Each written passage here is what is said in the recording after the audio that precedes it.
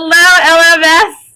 We are here to give you another LMS Cast TV. We're so excited. I'm here with Ms. Guarini and Mr. Stamatellos, and we're here to present to you again about Internet and technology safety. We're ready for tip number 2.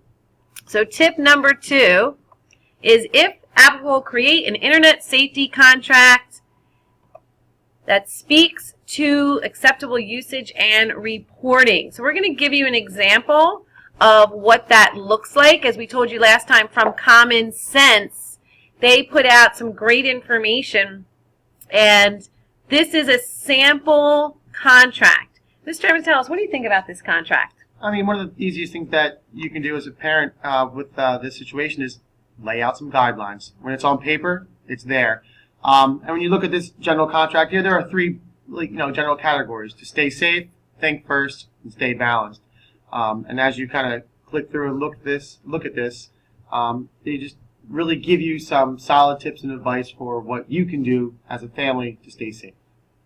You know, one of the main things we think about here at school that we're here a lot of times is that kids are up until the wee hours in the morning, FaceTiming each other, instant messaging each other, whatever they're doing, but they're doing it at 1, 2 o'clock in the morning when parents are in bed. So part of your contract should be that you have to give up your devices at night. Right, Ms. Guarini? Right, especially an hour before bed is typically a good time to take away the phone, shut everything down, and to start, unwinding and getting ready for bed.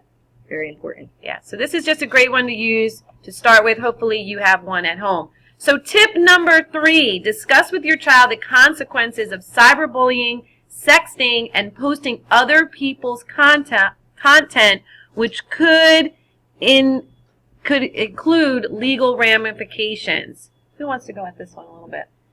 This is a very common thing, especially middle school, high school aged students, because a lot of times they're not thinking first before they send something, before they post something, or they get peer pressured into sharing something that doesn't make them the most comfortable to do in the first place. So this is a big conversation starter that you should have with your children, boys, girls, both. Talk to them about etiquette, how you should be talking to other people. All of that's so important. And there's laws in New Jersey that have to do with sexting. Right. If your child, if they're receiving pictures and distributing them, if they're sending pictures that are inappropriate, nude pictures, those types of things, they can actually be charged as a child sex offender in the state of New Jersey. So the very, very serious ramifications can occur based on something that takes 2 seconds to send.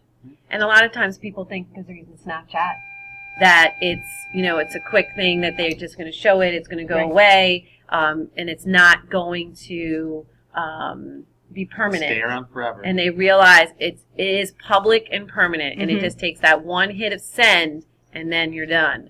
All right, so we're moving on. Tip number 4. Monitor your child's cell phone and review text messages for inappropriate usage and content.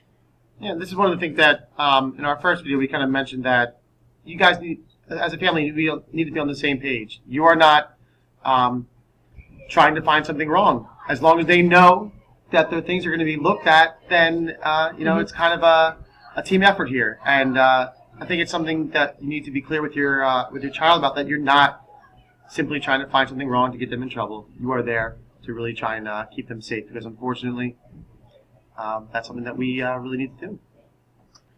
All right, so that's it. That's our second of our LMS Cast TV, LMS Nation, Internet and Technology Safety. Hopefully you learned something new. We gave you some good tips, suggestions of things that you can do at home. Thanks for listening, and we'll see you soon.